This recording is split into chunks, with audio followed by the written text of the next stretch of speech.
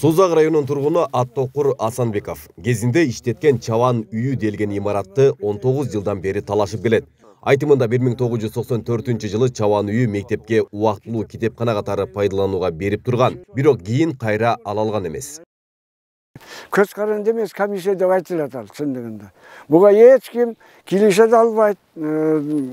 Өздөрүбүзгө үлүскө бөлүнгөн эмен бөлүп алдыктан ошондо муну чабандык үйдү колхоздун карызын, кичи дыйкан чарбанын карызын жабыш үчүн 8230 сомго ошо комиссия баалаган баада сатып алуу жана сатуу келишимин түзүп, Жалал Абад областынын мүлк бөлүштүрүү комиссиясынан барып, кызыл китепти алганмын. Мыйзамдуу документтин негизинде мына. Аттокур Асанбеков бул имаратты мыйзам чегинде алып, тийиштүү документтердин баары жайында экендигин билдирет. Ал эми китепканачы Анар Мамбеткулова бул жайды бошотпой жаткандыгын айтууда. 94-93 жылдын ичинде муну мен чыгылып алгандан кийин ошол отурган участкалык отурган контораңды берип тур, мектептин балдары батпай калды деп жаңырта мектеп бар болчу, башталгыч класстарда окуткан. 2 бөлмө, бир бөлмөсүндө китеп турган. Балдар батпай калды деп суранганына мен убактылуу күзөтүп туралы деген бошотуп бергенмин. Китеп тап келишип мына бүгүнкү чейин чыгаргыла, биз ишкана кылалы, элге бир пайдалуу иш кылалы десек, китептерди албай атышат да. Бул адилетсиздик деп мен ошондон кайрылып атам. Сиздер аркылуу ушу президентке, канча Кызылшаевичке ушул сөздөр жетсе, мына ошолордун бетине көшүп атат дегендей болуп атам. Алар билбейт бул боюнча.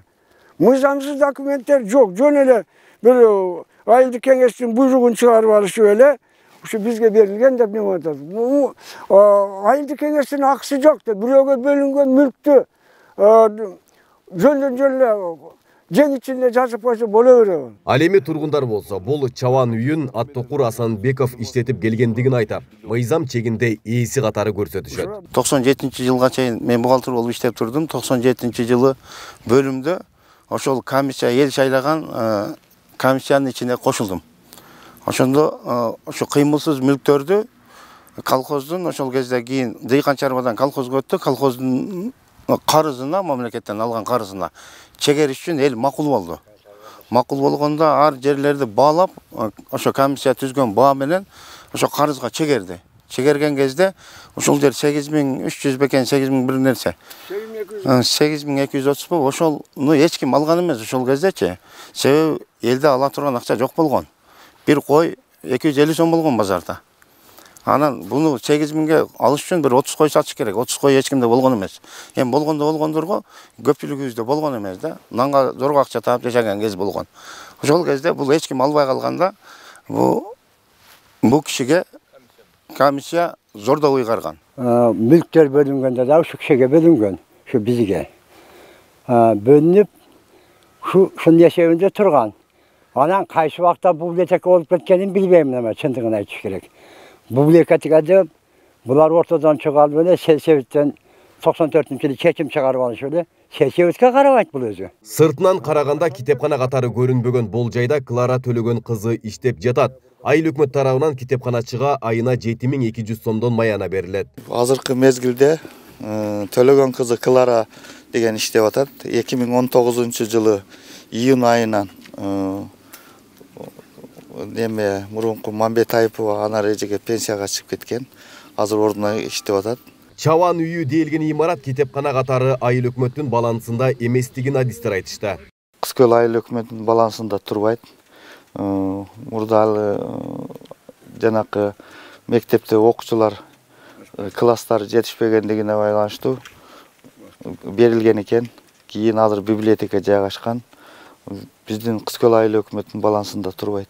Чабан үйү китепкана аталган тизменин ичинде кирбегенди фонд белгилейт деп атат.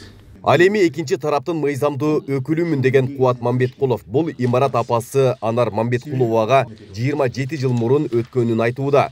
Тийиштүү документтер бар экендигин билдирүүдө. Бул биринчиден айтып кетсем, апама 94-жылы номер 20 буйруктун негизинде берилген. Бул буйрук 17 октябрь 94 жылы 20 буйруктун негизинде берилген. Бул буйруктун негизинде бул БТИ орган справка берип атат, бул Кызкөл айылдык кеңешине карайт деп. Ошонун негизинде кыз күл айылдык кеңеши апама ошол жерде иштеген үчүн приватташтыруу болгондо апама берген. Бардыгы мыйзам чегинде берилген. Бул мыйзамсыз талашып атат. Бүгүнкү күндө көрүп атасыздар, мына мүлк фондунун мыйзамсыз иш аракетинин негизинде кээ бир кайтарылып атат мүлктөр. Вот бүгүнкү күндө дагы Асанбековдун кээ бир алган Кашкатерек Сузак совхозундагы чоң объектилерди өзүнө ыйгарып алган. Бүгүн териштирсек, может, алар дагы мыйзамсыз болгондур. Демек биз бул боюнча дагы анда карашыбыз керек болот. Бул жалпы мүлк мамлекеттик болгон, мамлекет ал берген мүлктү бир өзүнө менчилеп алган. Жалал Абад облустук соту Кашкатерек айылында жайгашкан чабан үйүн Аттокур Асанбековдун атына 29 апрель 2004 жылдагы номер 4373 каттоосун жараксыз деп тапкан. Жалал Абад областык сотунун 2021 жылдын 19 ноябрындагы чечими менен Жалал Абад областынын административдик сотунун 2021 жылдын 30 июлда чечими жокко чыгарылып, бул иш боюнча жаңы чечим кабыл алынган. Административдик жоокер кадастр мамлекеттик мекемесинин Сузак филиалына 3-жактар мамлекеттик мүлк фондуна карата Сузак райондук мамлекеттик каттоо башкармалыгы тарабынан Сузак районунун Кашкатерек айылында жайгашкан чабан үйүн 29/04/2004 жылдагы номер 4373 каттоосунда катталган каттоосун жараксыз деп табылган. Ал эми соттун чечимине нааразы тарап апелляциялык даттануу менен жогорку сотко кайрылса болоорун билдирилди. Айбек Исабеков, Аскар Маматисаков, Регион.